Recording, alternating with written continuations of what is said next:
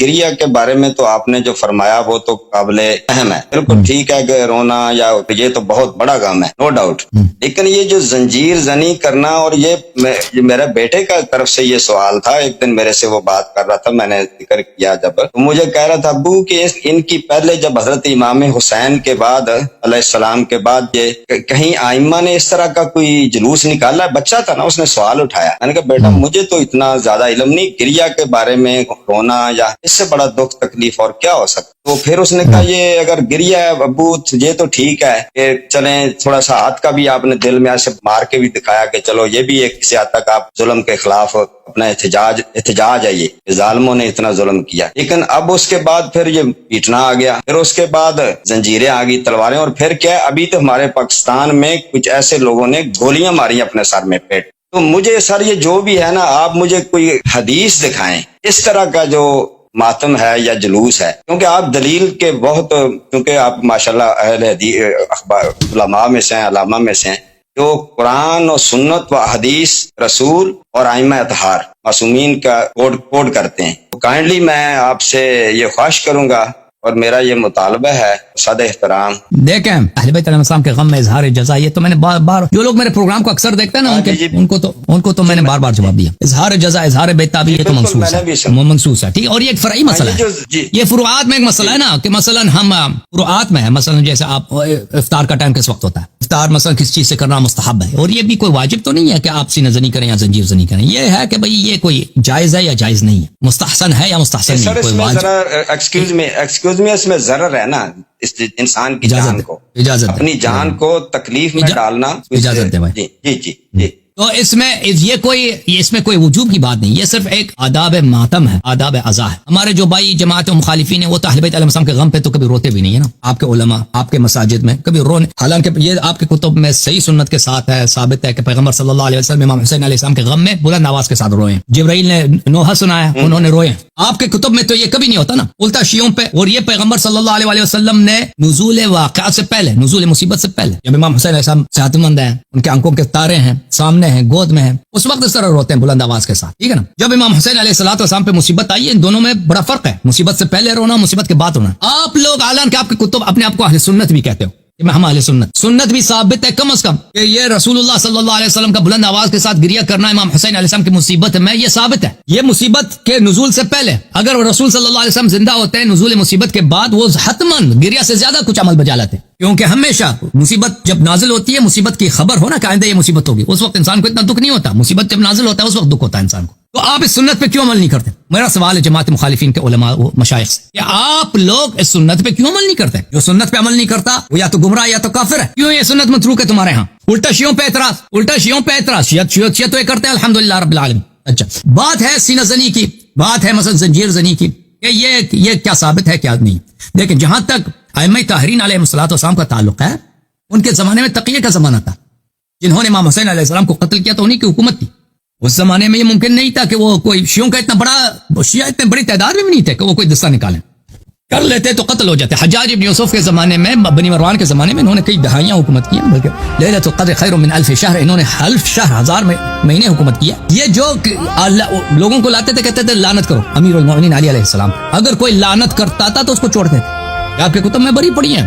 اگر لعنت نہیں کرتے تھے، گالی نہیں دیتے تھے تو اس کو قتل کرتے تھے. تو ایسے حکومت میں آپ توقع نہ کریں کہ اس میں شیعوں کی تعداد زیادہ ہو، یا وہ یہ جرأت کر سکیں کہ ماتم داری علن کریں.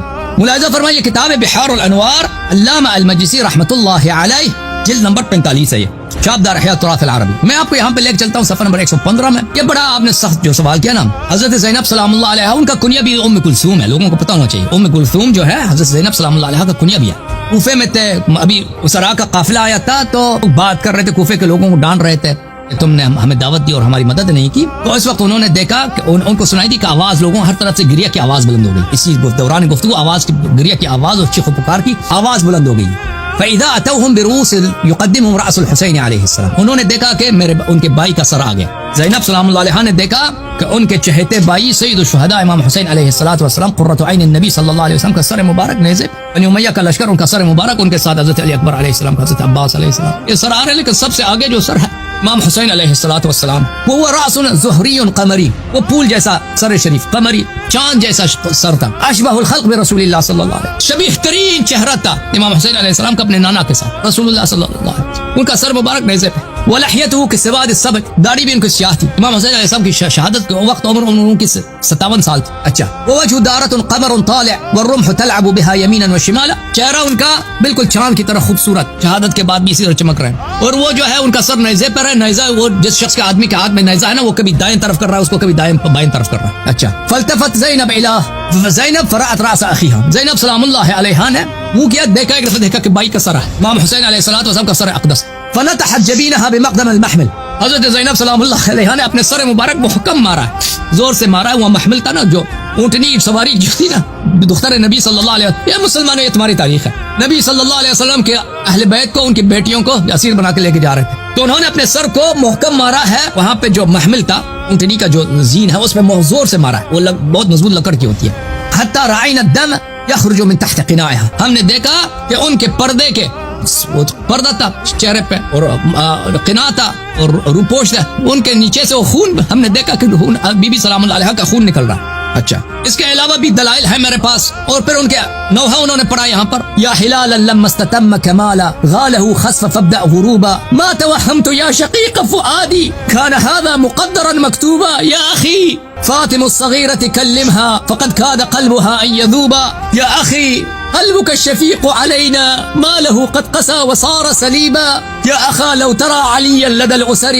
مع اليتيم لا يطيق وجوبا كلما أوجعوه بالضرب نادى كلما أوجعوه بالضرب ناداك بذل يفيض دمع سكوبا يا أخي ضمه إليك وقربه وسكن فعاده المرعوبا ما أذل اليتيم حين ينادي بأبيه ولا يراه مجيبا. یہ بڑے اشعار ایسے ہیں دل کو چیرنے والے اشعار ہیں کہ اے میرے بھائی، اے میرے چاند، ابھی آپ کے غروب کا وقت نہیں آیا تھا، آپ کو جو ہے گرہن لگی ہے، آپ کو گرہن لگی ہے میرے دل کے پیارے، اے میرے حسین، مجھے یہ بھی دل دیکھنا تھا میرے بہن زینب کو کہ یہ میرے مقدر میں ہے کہ آپ کا سر شریف اس طرح آ رہا ہے. تو یہ اشعار ہے میرے آپ کی بیٹی فاطمہ یہاں پر ہے، اس کی دل غم سے پٹی جا رہی ہے، اپنی بیٹی سے بات کریں آپ، یا آپ کا بیٹا علی سجاد علیہ السلام ہے، وہ بڑے غم میں ہے، ان سے بات کریں. تو اس طرح یہ جملات ہیں حضرت زینب سلام اللہ علیہا، اور ان کے سر سے خون بہتا جا رہا ہے. تو یہ اہل بیت علیہ السلام کا سیرہ ہے. اس کے علاوہ آپ کی خدمت میں عرض کروں کہ حضرت سجاد علیہ الصلوۃ والسلام امام زین العابدین علیہ الصلوۃ والسلام کا بھی ہے، یہ کتاب دار السلام فيما يتعلق بالرؤيا والمنام، تالیف مرزا حسین نوری الطبری، کتاب دار البلاغہ. یہاں پر میرے محترم ناظرین آپ کو صفحہ نمبر 200 میں لے کے چلتے ہیں. طویل روایت ہے، ایک نصرانی تھا، اس نے آ کے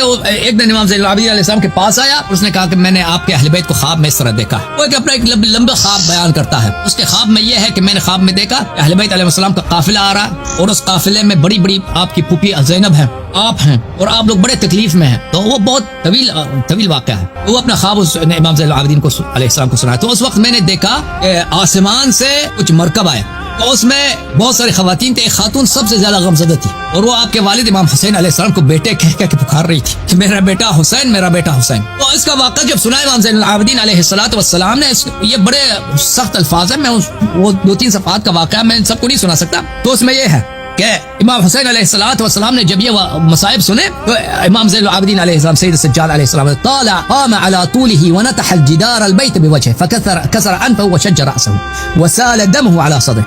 امام سجاد امام زین العابدین علیہ السلام کھڑے ہو گئے اور وہاں دیوار پہ اپنا سر زور سے مارا ہے مصائب سن کر. اپنے نانا حضرت زہرا سلام اللہ علیہا، حضرت زینب سلام اللہ علیہا، اپنی بہنوں کے مصائب سن کر، تو انہوں نے اپنا سر زور سے دیوار پہ مارا ہے. وہ سر ان کا پٹ گیا ہے، ان کا خون جاری ہوا ہے، ان کے چہرے مبارک پر، ان کے سینے پر خون جاری ہوا ہے. اچھا، اس کے علاوہ اور بھی ہے ہمارے پاس دلائل ہے، لیکن یہ کافی ہے آپ کے سوال کے لیے اتنا ہی.